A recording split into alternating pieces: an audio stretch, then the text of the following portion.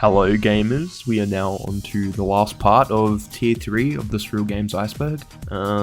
Yeah, that's the introduction. Okay, let's just get into it. Paradigm. Paradigm is a surreal adventure game created by Jacob Janerka in 2017. I think I remember watching PewDiePie play this back in the day, and I thought this game was pretty cool. In Paradigm, you play as a mutant named Paradigm as you explore around a surreal post-apocalyptic Eastern European country. Paradigm is being cyberbullied by this genetically engineered sloth with a Donald Trump wig, and our goal is to stop the guy. That's pretty much the plot. I love the music in the game. It's really atmospheric, and I don't know what it is, but it kind of gives me a weird feeling. The game's pretty epic. I mean, you can say hello to every interactable object in the game, so very, very cool. Remember Places? Remember Places is a horror game from a 2020 game jam made by Bruce Butcher. In Remember Places, you are locked inside a room with a sign telling you not to leave, with the only thing you can interact with being a computer. The only thing that's keeping your mind sane while being trapped is an AI inside your computer. The game is really cool for only being made in 4 days, and was honestly really interesting, a pretty cool concept. Crazy Boss. I like how the creator of the Iceberg says in the entry's description that this thing is the bare minimum of being a game, and after looking at some gameplay I completely agree with them. Crazy Boss is an unlicensed in quotation marks game launched in 2004 for the Sega Genesis by Tom Cripps. In Crazy Boss, you can do things such as move forward,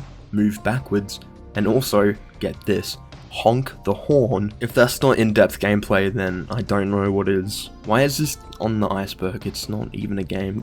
Get this shit out of here. Necra Pisaria. Necra Pisaria is a creepy point-and-click flash game series where you play as a guy named Johnny Boy and you explore the dark world of Necra Pisaria. I played part 1 and it was quite confusing. I had to refuel my generator so I could watch TV. Also, my generator was a giant head. This game's art is pretty cool, I guess, but other than that, the game isn't anything too special. I'm so thankful for the Ruffle emulator. If it wasn't for the preservation of all of these flash games, a large portion of games on this iceberg would be playable. So, yeah.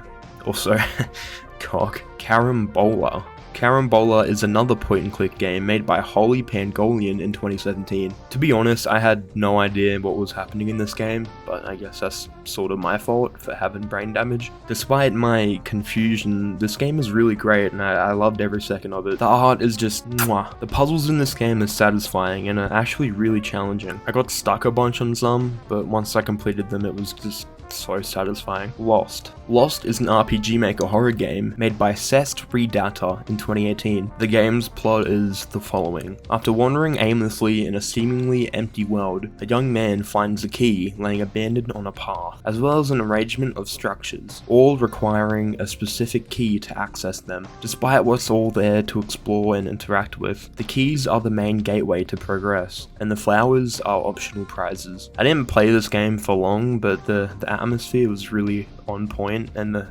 music was just, oh, it really tickled that itch in my brain. Small Talk. Small Talk is an interactive exploration game made by Pale Room on itch.io. I couldn't find a download link for the game, and when I go on the itch.io page it says it was published in 2017 but somehow is still in development. After clicking the sign me up button, I was brought to an error 404 page. After looking at the screenshots and the trailer, I gotta say this game looks pretty epic. The art and the animation just looks so great and I'm really pumped for when it comes out. The Sea Will Claim Everything. The Sea Will Claim Everything is a point-and-click adventure game developed by Jonas Kriates in 2016.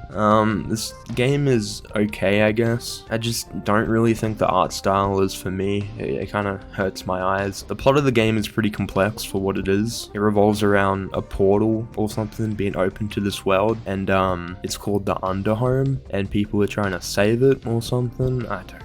According to the creator, the game is inspired by the Greek government debt crisis. So, there's that. Vanguards. This game is so good. Vanguards is a game developed by KD Lab in 1998. Vanguards is a mind-altering sandbox game that can be described as a racing role-playing adventure game with a very complicated storyline. The best way to explain this game is think of Mad Max, but with bug human hybrid people. The amount of lore and world building this game has to offer completely blew my mind. You could literally play this game for hundreds of hours and still have to go back and replay it to understand some stuff. Also, the music and the atmosphere is just amazing. It reminds me a little bit of Hylix. Also, the game's on Steam now, so yeah, go play it. Meat Shift. Meat Shift is a short horror game made by the Rat King Collective in 2020. Meat Shift is a narrative game that takes place in the grimy halls of a slaughterhouse and meat packaging facility. You play through a guy's first shift in the slaughterhouse. You start off cutting open pigs and grinding meat, but after a while things start to get a bit weird. After you try and unclog the meat grinder, your hands get stuck and you lose some of your fingers. Apparently that is against protocol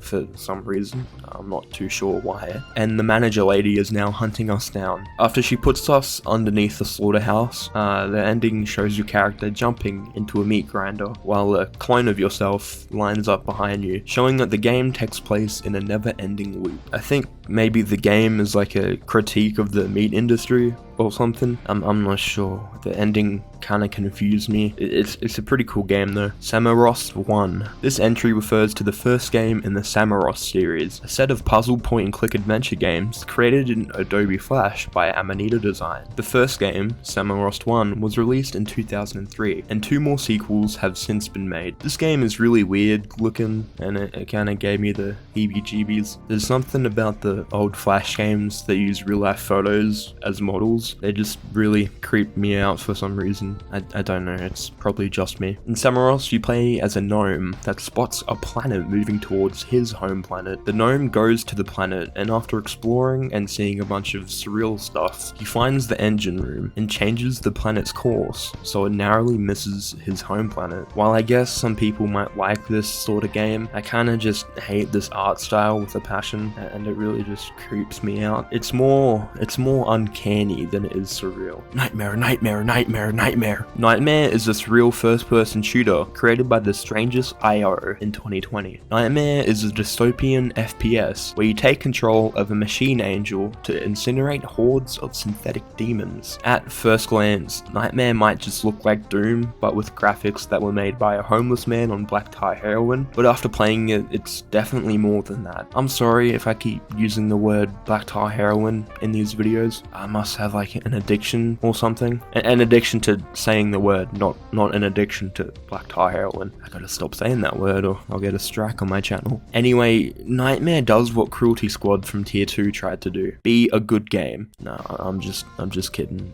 It wasn't that bad. Nightmare is essentially Quake Pro Tournament with roguelike elements and surreal 90s Japan inspired graphics. The game absolutely rocks and is one of the better games I've played on this tier. I'm really glad I checked it out. The Tender Cut. This game, I think, refers to the game by No on GameJolt. When I clicked on the link on the iceberg, it linked me to a unbought domain, so I'm gonna go out on a limb here and say that this is the game that the iceberg creator was referring to. This is another game I remember from the YouTube Let's Play days, so when I saw the name on the iceberg, I instantly recognized it. This game really got to me, and I'll tell you why. I'm really desensitized to a lot of stuff, like extreme gore and things like that, so a lot of these games on the iceberg have been a breeze to play, because, well, nothing can faze me anymore. However, I'm not able, nor will I ever be able, to deal with anything that has to do with eyes. And this game is known for a certain scene where a certain someone's eye is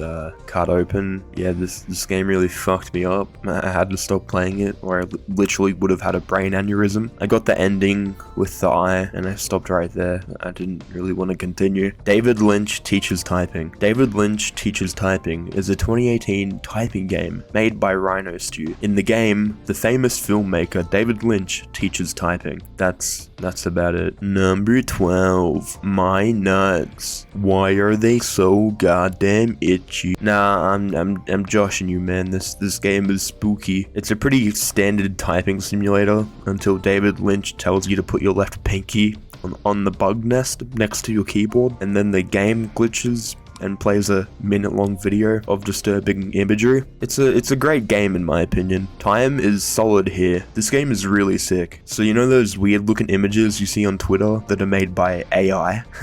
they sure are terrifying, right? Now, make a game out of art made by an AI.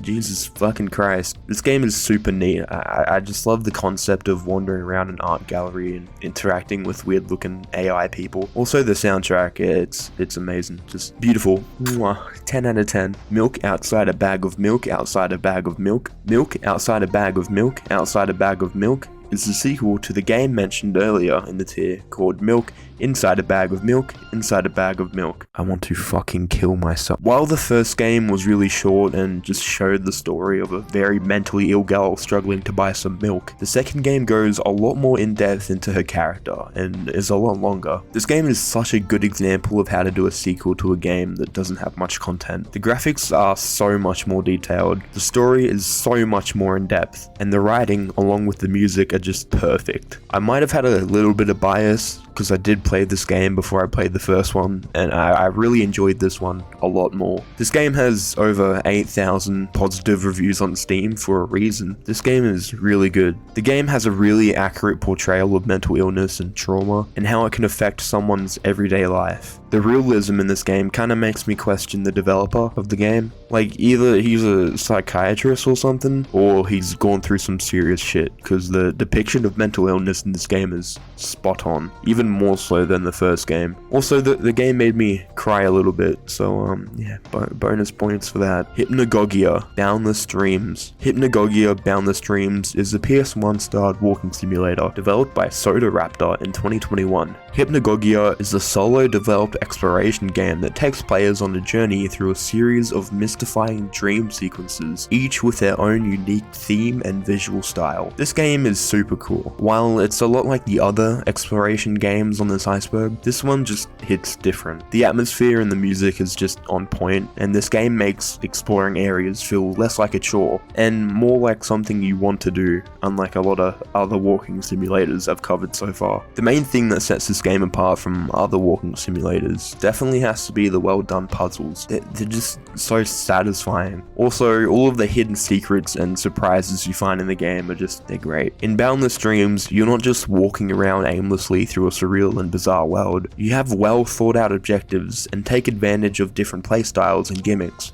It's overall one of the better walking simulators I've played. How Fish is Made. In a factory, you fucking idiot. How Fish is Made is a short horror game published by Saga in January of 2022. In How Fish is Made, you play as a sardine that has been swallowed by a giant mechanical fleshy creature inhabited by other sardines. At the beginning of the game, you meet a fish that tells you gotta make a decision between going up or going down. It's the decision that everyone that enters needs to make. Throughout the game, we see a large variety of fish. Some are confused on what direction to choose, and some are very confident in their choice, and some are just trying to escape the situation, or just learn more about it. Once at the end of the game, you have the choice of either going down and becoming a sandwich to be eaten, or by going up and becoming a part of this giant fleshy mass for the rest of eternity. I feel like the message the game is trying to get across is the message of sticking to what you think is right and deciding things for yourself.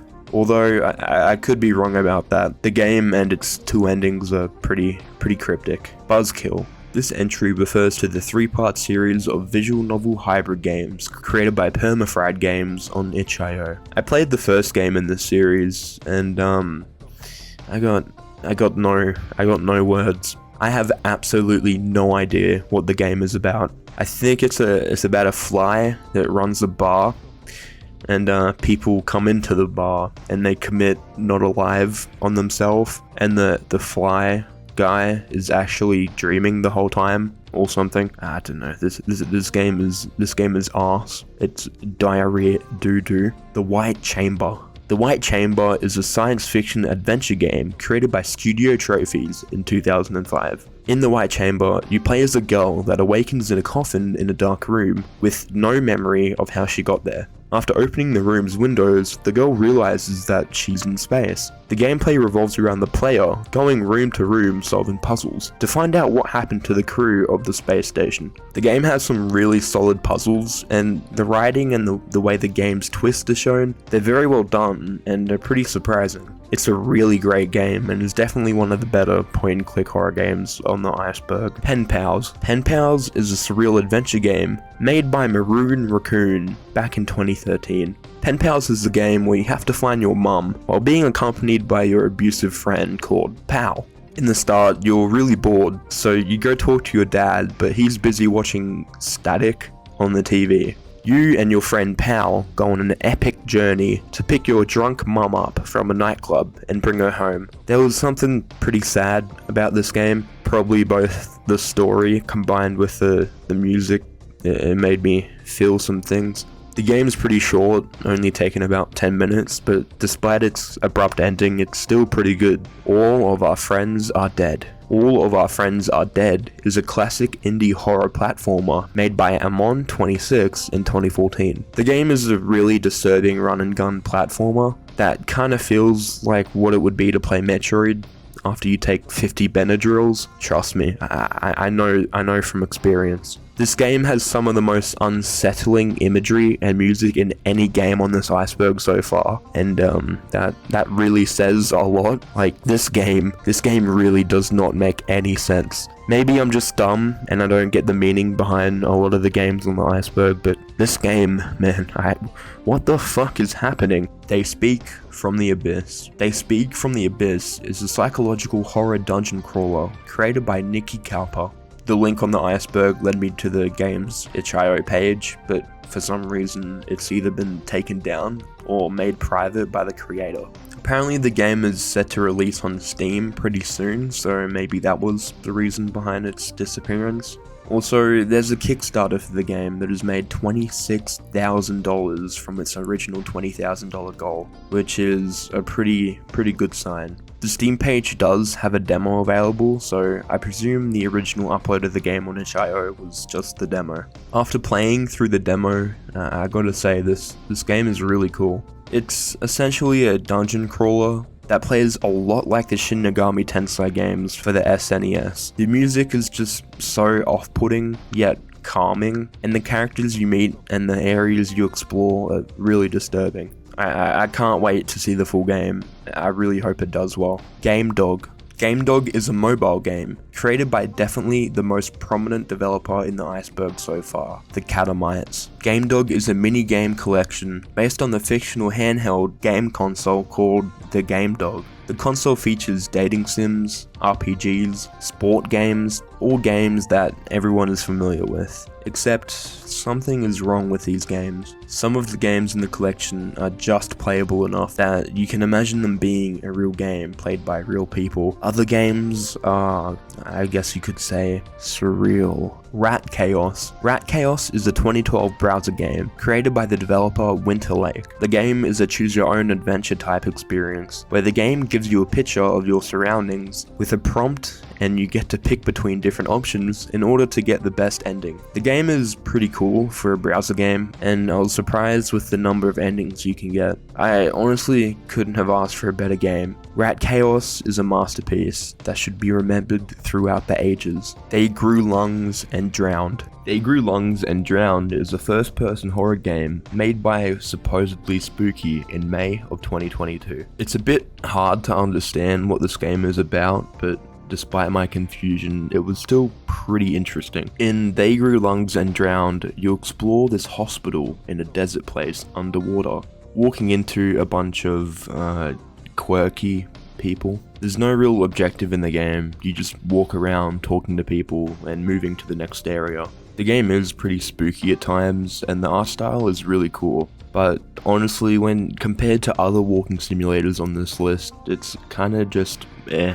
Don't get me wrong, it's not a bad game or anything, it's just a bit forgettable. Saya no Uta. Saya no Uta is a psychological horror game made by Nitropos in 2003. Holy shit, this game is gory. After playing all the games on this iceberg, I thought I'd get used to all the gratuitous gore but I guess I'm not. This game is a pretty standard Japanese visual novel game, where you play as a medical student whose life is ruined once he and his parents are involved in a car accident. With his 5 senses becoming distorted from the crash, he perceives his environment and people as hideous lumps of flesh and intestines. Spoken words sound like grunts and screeches. Regular meals taste and smell awful, and his sense of touch is also impaired. After going to the hospital following a fall into deep depression, he meets a pretty girl named Saga that turns out to be a horrific monster whose appearance drives people mad. With this premise, you can probably see why this game is so surreal and disturbing. The game has some pretty good writing, but overall the story is pretty unique and interesting. Definitely the most disturbing visual novel I've played so far. I'm hoping that doesn't change. True Anarchy.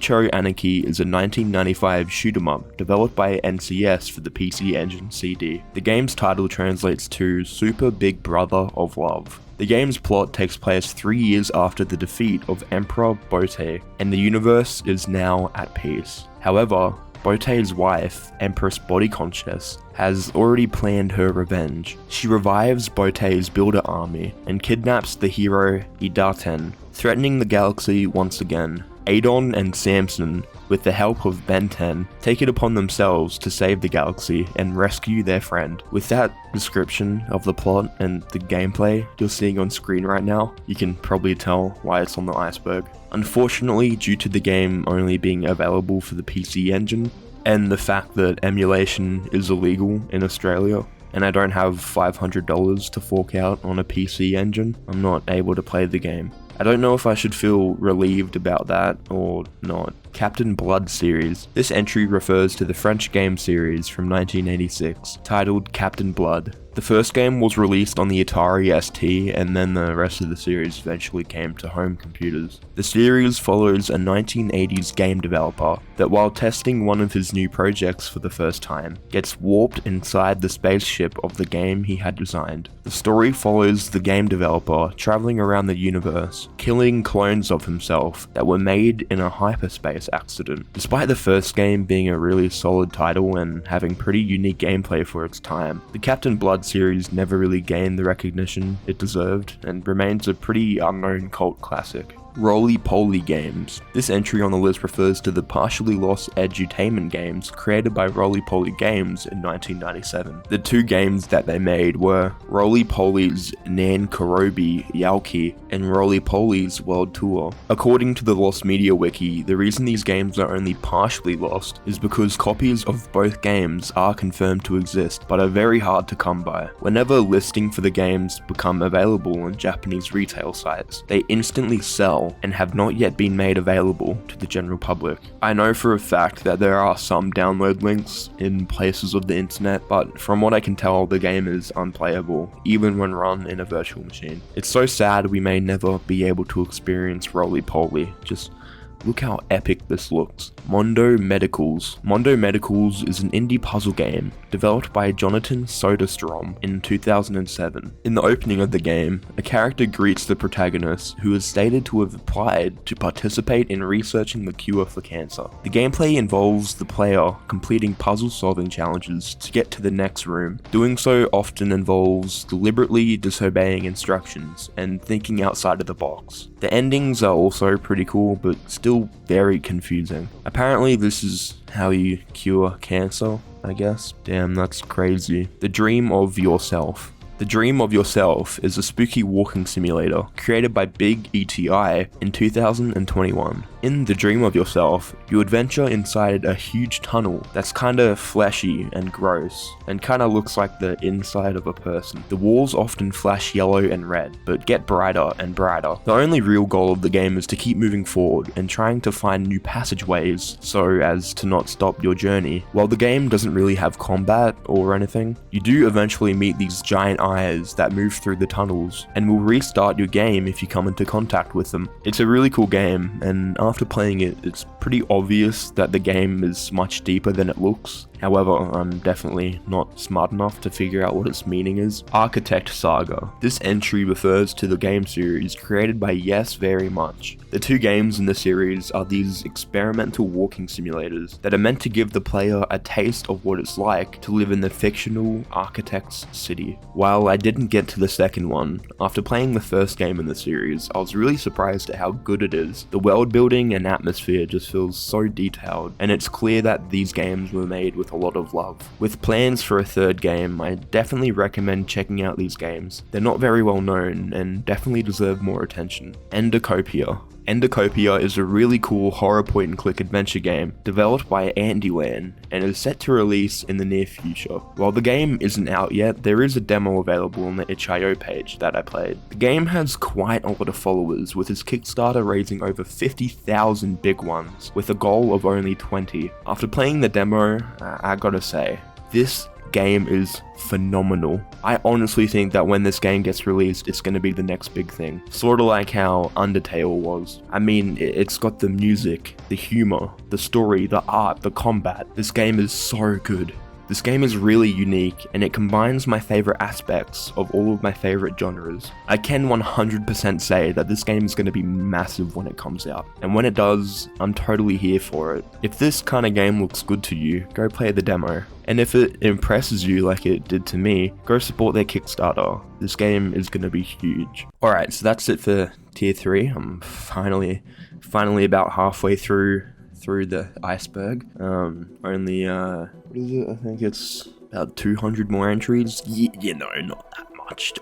Only 200 more games I have to play and then review. I've been having a lot of fun with this. It's really great. Whenever I'm bored or anything, I just come back to the iceberg, and there's all these cool games I can play and talk about. It's really cool. Just a shout out to all my subscribers. You guys are the best.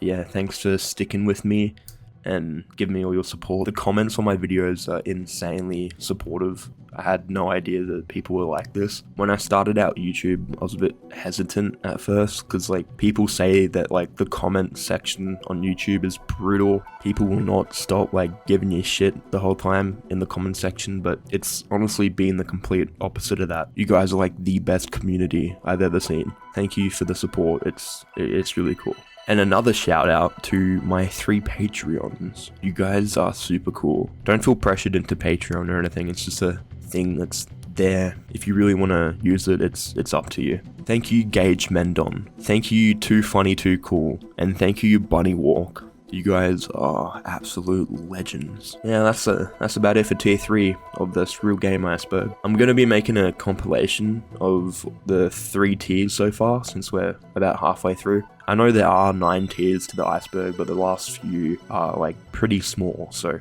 we're technically halfway through. Yeah, thank you for all the support. I wouldn't be continuing this iceberg if it wasn't for all of your supportive comments. Yeah, that's about it. Thanks for watching, and I'll see you in the next video. Goodbye.